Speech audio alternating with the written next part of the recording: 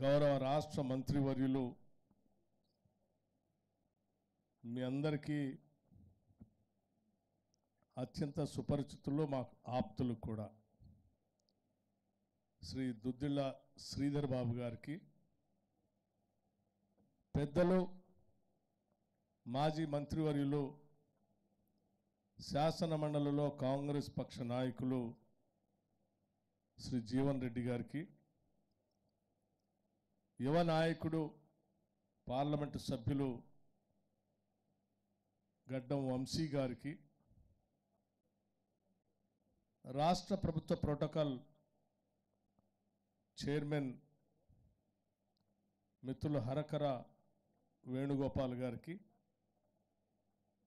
అట్లాగే చైర్మన్ కోమటిరెడ్డి నరేందర్ రెడ్డి గారికి, నూతనంగా మార్కెట్ కమిటీ చైర్మన్గా బాధ్యతలు చేపట్టినటువంటి రూప్లా నాయక్ గారికి, కమిటీ సభ్యులందరికీ, అట్లాగే మండల కాంగ్రెస్ కమిటీ అధ్యక్షులు తిరుపతి రెడ్డి గారికి, వేదిక మీద ఉన్నటువంటి ఇతర ప్రజాప్రతినిధులకి, అన్ని మండలాల 3 మార్కెట్ కమిటీల చైర్మన్లకి, ఇతర ప్రజాప్రతినిధులందరికీ, అట్లాగే ధర్మపురి కాన్స్టిట్యున్సీ నుంచి అనేక గ్రామాల నుంచి ఇక్కడికి వచ్చేసినటువంటి రైతు సోదరులకి, ఇతర నాయకులకి, వివిధ రాజకీయ పార్టీల నాయకులకి, పాత్రికేయ మిత్రులారా, మీ అందరికి కూడా ముందుగా నా హృదయపూర్వకమైనటువంటి నమస్కారాలు. ధర్మపురి శాసనసభ నియోజకవర్గానికి ఇది నేను 3వసారి రావటం. 2 సార్లు కూడా కాంగ్రెస్ శాసనసభ పక్ష నాయకుడిగా వచ్చాను. ఒకసారి పెద్ద ఎత్తున రాష్ట్ర వ్యాప్తంగా రాష్ట్ర రైతాంగం అంతా నష్టపోతూ ఉంటే వారికి మద్దతు ధర ఇప్పించాలని, ధాన్యం కొనుగోలు కేంద్రాలను వెంటనే ప్రారంభించాలని రైతుల పక్షాన రాష్ట్ర వ్యాప్తంగా తిరుగుతూ ధర్మపురి కూడా రావటం జరిగింది. ఆనాడు ధర్మపురిలో సమావేశంతో పాటు ఇక్కడ ఉన్నటువంటి పవిత్రమైనటువంటి దేవాలయం లక్ష్మీ నరసింహస్వామి వారి ఆశీస్సులు కూడా ఆ రోజు తీసుకున్నాను. 2వసారి శాసనసభ పక్ష నాయకుడిగా కాంగ్రెస్ పార్టీ ఆధ్వర్యంలో పార్టీ ఆదేశానుసారం ఆదిలాబాద్ నుంచి ఖమ్మం వరకు పీపుల్స్ మార్చ్ పాదయాత్రలో భాగంగా ఇక్కడికి ఒకసారి రావటం జరిగింది. ఆ పాదయాత్రలో భాగంగా ఇక్కడికి వచ్చినటువంటి సందర్భంగా పెద్దలంతా, ఈరోజు వేదిక మీద ఉన్నటువంటి పెద్దలంతా కూడా ఆ రోజు పాదయాత్రలో రైతు సమావేశాల్లో కూడా ఉన్నారు. వారందరి సూచనల మేరకు ఈ ప్రాంత సమస్యలన్నింటినీ కూడా వచ్చిన ప్రతి సందర్భంలో అర్థం చేసుకోవటం కోసం ప్రయత్నం చేశాం.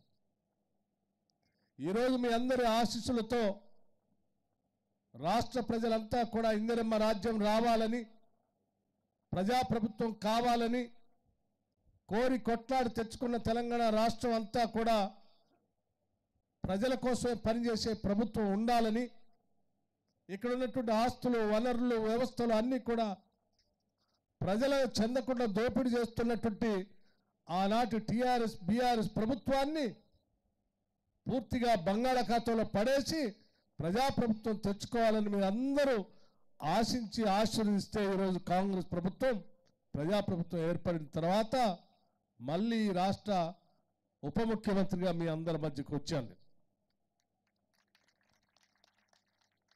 వచ్చిన దగ్గర నుంచి కూడా ఈ రాష్ట్ర ప్రభుత్వం, రాష్ట్ర ముఖ్యమంత్రి శ్రీ రేవంత్ రెడ్డి గారి నాయకత్వంలో యావత్ మంత్రిమండలి మొత్తం కూడా ఈ రాష్ట్ర ప్రజలు ఏం కోరుకుంటున్నారో, ఏం కావాలని అనుకుంటున్నారో వారి లక్ష్యాలనే రాష్ట్ర ప్రభుత్వం యొక్క ఆశయాలుగా మార్చి ప్రజల ఆకాంక్షలను చట్టాలుగా మార్చి పనిచేస్తున్నటువంటి ప్రభుత్వ ప్రతినిధిగానే ఈరోజు మళ్ళీ మీ అందరి మధ్యకు వచ్చాను నేను. వస్తున్నటువంటి సందర్భంలో ఇక్కడ ఉన్నటువంటి రైతాంగ సోదరులందరికీ కూడా కావలసిన విధంగా సబ్స్టేషన్ల ప్రారంభోత్సవం భూమి పూజ కార్యక్రమం చేసుకోవాలి, అది ఈ ప్రాంత ప్రజలకు ఉపయోగపడుతుందని చెప్పి మీ శాసనసభ్యులు రాష్ట్ర ప్రభుత్వ దృష్టికి తీసుకొని వస్తే వాటిని శాంక్షన్ చేసి వెంటనే ఇక్కడికి భూమి పూజ కార్యక్రమానికి రావటం జరిగింది.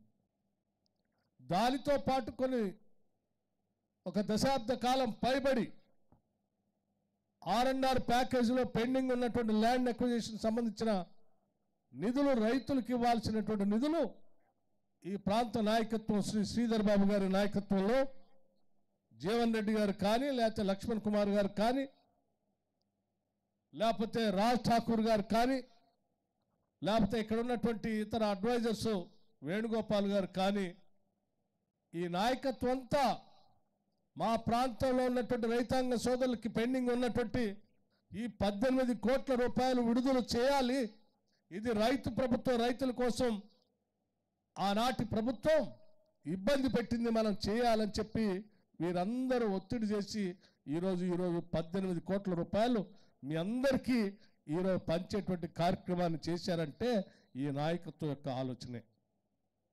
రాష్ట్ర ముఖ్యమంత్రి గారు, లేకపోతే ఇరిగేషన్ శాఖ మంత్రులు అందరూ కూడా పెద్ద ఎత్తున ఆలోచన చేస్తూ ఉన్నాం. ఈ రాష్ట్రానికి ప్రాజెక్టులు కట్టడం ఒకటే కాదు, ప్రాజెక్టులు కట్టేటప్పుడు 10 మందికి పనికొచ్చే నీళ్ళని అందించడం కోసం కాలువలు దవ్వటానికో, ప్రాజెక్టులు కట్టడానికో, రిజర్వాయర్లు చేయటం కోసం ఒక పెద్ద నోబుల్ కాజ్తో ఒక పవిత్రమైనటువంటి కార్యక్రమానికి అనేక దశాబ్దాలుగా భూమితో వారి విడదీయలేనటువంటి సంబంధం ఉన్నప్పటికి కూడా ప్రజల కోసం పవిత్ర కార్యక్రమం కోసం భూములు ఇస్తున్నారు. కాబట్టి వాళ్ళని త్యాగమూర్తులుగా మనం గౌరవించాలి, గుర్తించాలి.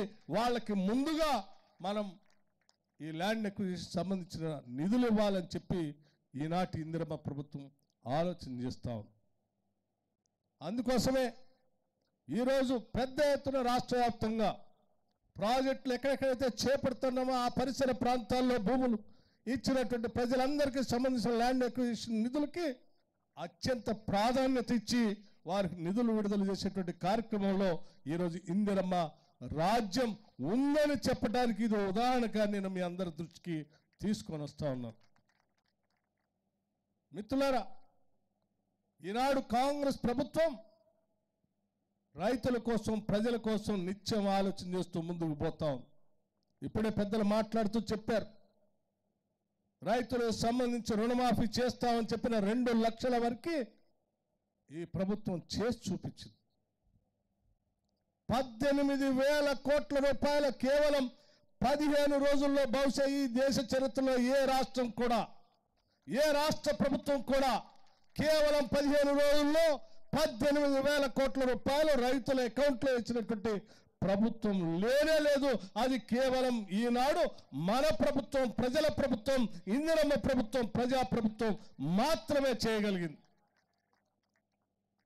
1,00,000 రూపాయల రుణమాఫీ చేస్తా అని చెప్పి 5 సంవత్సరాలు కూడా చేయనటువంటి ఆనాటి టీఆర్ఎస్ ప్రభుత్వం కేవలం 15 రోజుల్లోనే 18,000 కోట్ల రూపాయలు రైతుల అకౌంట్లో వేసినటువంటి కాంగ్రెస్ ప్రభుత్వం గురించి వాళ్ళు మాట్లాడుతూ ఉంటే నిజంగా దెయ్యాలు వేదాలు ఒల్లిచ్చినట్టుగా ఉంది. ఇది నవ్వాలో ఏడవాలో కూడా తెలియనటువంటి పరిస్థితి. అంతేకాదు, ఈ ప్రభుత్వం చాలా స్పష్టంగా చెప్తాం, 2 లక్షల వరకు రుణమాఫీ చేస్తామని చెప్పాం. ఈనాటికి కూడా నిలబడి నిటారుగా ఈ ప్రభుత్వం, రేవంత్ రెడ్డి గారి నాయకత్వంలో ఉన్నటువంటి కాంగ్రెస్ ప్రభుత్వం స్పష్టంగా మరొకసారి ఇక్కడి నుంచి కూడా నేను చెప్తా ఉన్నాను, 2 లక్షల వరకు రుణమాఫీ చేసే కార్యక్రమంలో మేము ఒక్క అడుగు కూడా వెనక్కి వేసే ఉద్దేశం కూడా లేదు. ఇంకా అవసరమైతే మన ప్రజలు కదా, 2 లక్షల పైబడి ఉన్నటువంటి వాళ్ళకు కూడా మనం హామీ ఇవ్వకపోయినప్పటికీ, మనం ఎన్నికల హామీ పెట్టకపోయినప్పటికీ, ఆ పైన ఉన్నటువంటి వాళ్ళు కూడా ఎవరైనా కట్టుకుంటే దానికి సంబంధించి కూడా మనం కొంత వెసులుబాటు తీసుకొని చేద్దామని చెప్పాం. ఇది ఈ ప్రభుత్వం యొక్క కమిట్మెంట్. అంతేకాని మీలాగా ఇచ్చిన హామీల్ని 5 కాదు 10 సంవత్సరాలు కూడా చేయకుండా ఓడిపోయిన తర్వాత కూడా ఇంకా బజారుకు వచ్చి తగుదునమ్మా అని ప్రభుత్వం గురించి మాట్లాడుతూ ఉంటే ప్రజలు గమనిస్తూ ఉన్నారని ఈ సందర్భంగా చెప్తా ఉన్నాను. మిత్రులారా, ఈ ప్రభుత్వం కేవలం రుణమాఫీ చేయటమే కాదు, అనాదిగా రైతుల కోసం మీరు వదిలేసినటువంటి ఇన్సూరెన్స్ను కూడా రాష్ట్ర ప్రభుత్వం, రైతులు కట్టే డబ్బుని రాష్ట్ర ప్రభుత్వం కట్టబోతా ఉంది. రైతుకు కట్టాల్సిన ఇన్సూరెన్స్ ప్రీమియంని ఈ రాష్ట్ర ప్రభుత్వం కట్టబోతా ఉంది. కట్టింది కూడా ఇప్పటికే. అట్లాగే పంటకు సంబంధించినటువంటి ఇన్సూరెన్స్ కూడా ఈ రాష్ట్ర ప్రభుత్వమే రైతుల పక్షాన కట్టబోతుందని కూడా చాలా స్పష్టంగా చెప్పుతున్నాం. మీలాగా రైతులను గాలికి వదిలేయం మేము. పొరపాట్ల ఏదైనా ప్రకృతి వైపరీత్యాలు జరిగితే వాళ్ళని ఆదుకోవటం కోసం ముందు జాగ్రత్తగానే మేము ఇన్సూరెన్స్ కట్టి రైతులు కాపాడుకోవాలి, కంటికి రెప్పలా చూసుకోవాలని ఆలోచనతో ముందుకు పోతున్నటువంటి ప్రభుత్వం ఈనాడు పాలన చేస్తుంది. ఇది ప్రజల ప్రభుత్వం అని చెప్పి నేను చాలా స్పష్టంగా చెప్తున్నాను.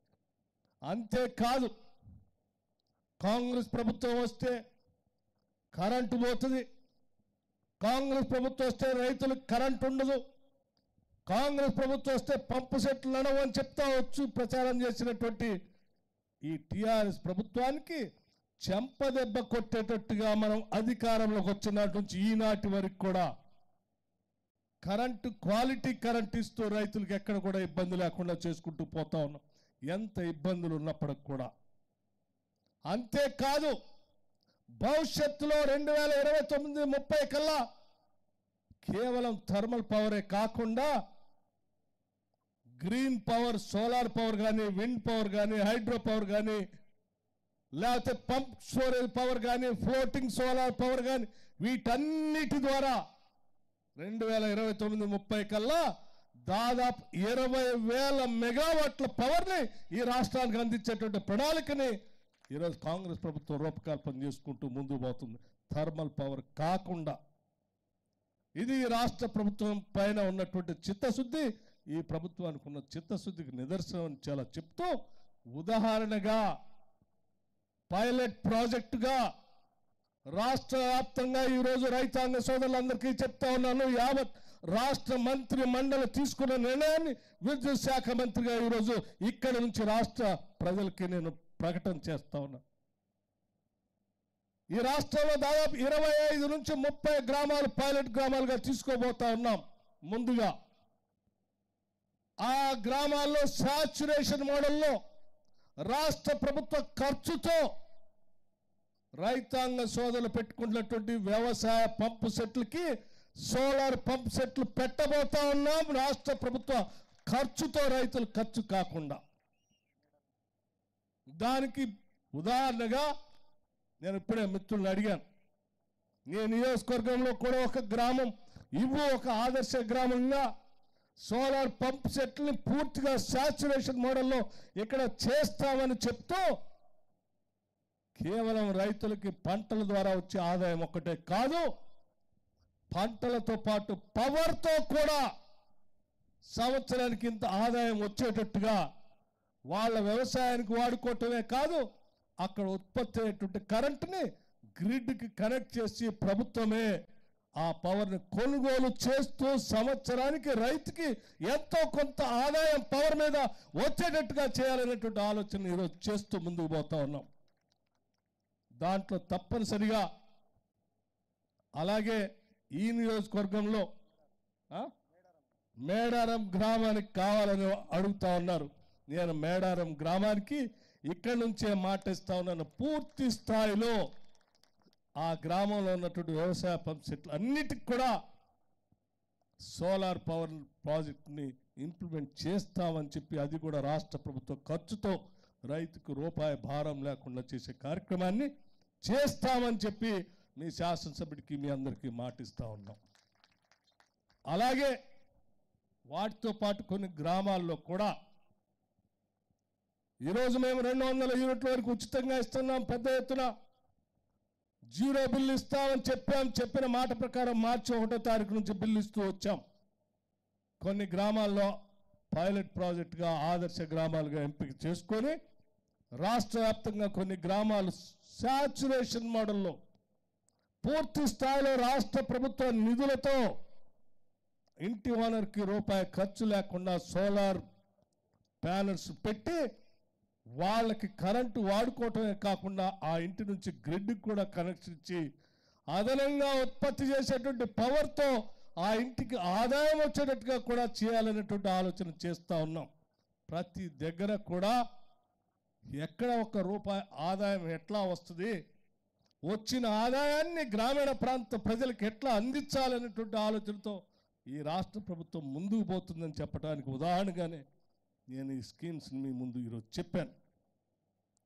తప్పనిసరిగా ఈరోజు దేశవ్యాప్తంగా ఉన్నటువంటి రాష్ట్రాలన్నీ కూడా భవిష్యత్తులో తెలంగాణ మోడల్ పవర్ సిస్టమ్ని చూడటానికి వచ్చేటట్టుగా ఈ ప్రాంతాన్ని అభివృద్ధి చేస్తామని కూడా ఈ సందర్భంగా మిత్రులందరికీ నేను మనవి చేస్తూ ఉన్నాను. ఇప్పుడే పెద్దలు ఇందాక చెప్పినట్టు ఈ ప్రాంతంలో ఎప్పుడో పెట్టినటువంటి ఆనాటి థర్మల్ పవర్ ప్రాజెక్ట్ రామగుండంలో దాని వయసు అయిపోయి పని చేయటానికి కావలసిన మరమ్మతులు చేయక మూలన పడేస్తే ఈ ప్రాంత ప్రజల భావోద్రేకమైనటువంటి అనుబంధంతో ఉన్నటువంటి ఆ ప్రాజెక్టులోనే తిరిగి సూపర్ క్రిటికల్ టెక్నాలజీతో 800 మెగావాట్ల థర్మల్ పవర్ ప్రాజెక్టులు అక్కడ పెట్టాలని చెప్పి కాంగ్రెస్ ప్రభుత్వం నిర్ణయం చేసింది. ఈ నాయకత్వం అందరి సూచనల మేరకు త్వరలోనే తప్పనిసరిగా ఆ ప్రాంతానికి వచ్చి భూమి పూజ చేసి పెద్ద ఎత్తున ఆ 10,000 కోట్ల రూపాయలతో స్టార్ట్ అయ్యేటువంటి థర్మల్ పవర్ ప్రాజెక్టుని ఆ ప్రాంతంలో భూమి పూజ చేస్తామని కూడా మీ అందరికీ మనవి చేస్తూ ఉన్నాను. మిత్రులారా, ఇది వ్యవసాయ రంగానికి సంబంధించిన సమస్యతో పాటు కొత్త ప్రాజెక్టులు కూడా కావాలని అడుగుతూ ఉన్నారు. పత్తిపాక రిజర్వాయర్ సంబంధించి ఆనాడు నేను పాదయాత్ర సందర్భంగా ఈ ప్రాంతంలో నడుచుకుంటూ పోయినప్పుడు పాలకుర్తి లిఫ్ట్ ఇరిగేషన్ కానీ లేకపోతే పత్తిపాక రిజర్వాయర్ గురించి కానీ ఈ ప్రాంత ప్రజలు అడిగినప్పుడు తప్పనిసరిగా వచ్చేది ఇందిరమ్మ రాజ్యమే, వచ్చిన తర్వాత తప్పనిసరిగా వాటిని చేస్తామని చెప్పినట్టుగా మొన్న బడ్జెట్లో పత్తిపాక రిజర్వాయర్ గురించి మెన్షన్ చేసి దాన్ని శాంక్షన్ కూడా చేశాం. త్వరలోనే దానికి సంబంధించిన సర్వే కూడా మొదలవుతుంది. సర్వే మొదలైన తర్వాత దాన్ని శాంక్షన్ చేసి పనులు కూడా మొదలు పెడతామని కూడా మీ అందరికీ సవినయంగా నేను మనవి చేస్తూ ఉన్నాను. అట్లాగే పాలకుర్తి లిఫ్ట్ ఇరిగేషన్ సంబంధించి కూడా మిత్రుడు రాజ్ ఠాకూర్ గారు ఇరిగేషన్ శాఖ మంత్రులు మన ఉత్తమ్ కుమార్ రెడ్డి గారికి ఇచ్చి ఆ ప్రపోజల్స్ అన్నింటిని కూడా తెప్పించుకునే కార్యక్రమంలో త్వరలోనే అది కూడా శాంక్షన్ అవుతుందని నేను ఆశిస్తూ ఉన్నాను. అట్లాగే ఇంకొక ఈ ప్రాంత ప్రజలకి దాదాపు 15,000 నుంచి 30,000 ఎకరాలకి నీళ్లు పారేటువంటి మందాల వాగు ఎల్లంపల్లి లిఫ్ట్కి సంబంధించి మండల వాగు ఎల్లంపల్లి లిఫ్ట్కి సంబంధించి ఒక సబ్ స్టేషన్ కడితే 1,000 ఎకరాలకు నీళ్లు పారుతాయని చెప్పారు. ఆ సబ్ స్టేషన్ సంబంధించి నేను ఇప్పుడే సభా వేదిక నుంచి చెప్తా ఉన్నాను. తప్పనిసరిగా త్వరలోనే ఆ సబ్ స్టేషన్ కట్టిస్తాం. మళ్ళీ ఆ ప్రాజెక్టు నీళ్లు పారేటువంటి కార్యక్రమానికి కూడా మేమందరం కలిసి వస్తాం, మీతో ఆ పండగలో పాలు పంచుకుంటామని కూడా సవినయంగా నేను మీకు అందరికీ మనవి చేస్తూ ఉన్నాను.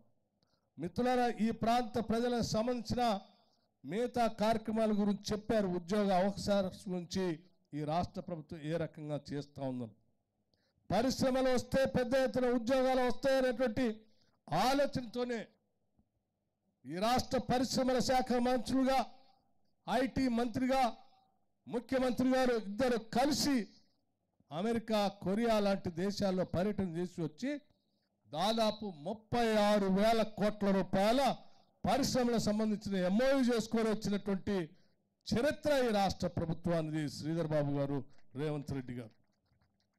ప్రతి నిత్యం ప్రతిరోజు ఏదో రకంగా ఆదాయాన్ని ఎట్లా సృష్టించాలి, ఆస్తుల్ని ఎట్లా సృష్టించాలి, సృష్టించిన ఆస్తుల్ని ప్రజలకు ఎట్లా పంచాలనేటువంటి ఆలోచనతోనే ముందుకు పోతున్నాం తప్ప వాటిని దోపిడీ చేసి దొంగల్లాగా గత ప్రభుత్వ పాలకుల్లాగా మేము చేయటానికి సిద్ధంగా లేవని మాత్రం చాలా స్పష్టంగా మీ అందరికీ మాటిస్తూ రాబోయే రోజులు ఇంకా అనేక కార్యక్రమాలు ఉన్నాయి. తప్పనిసరి ధర్మపురి నియోజక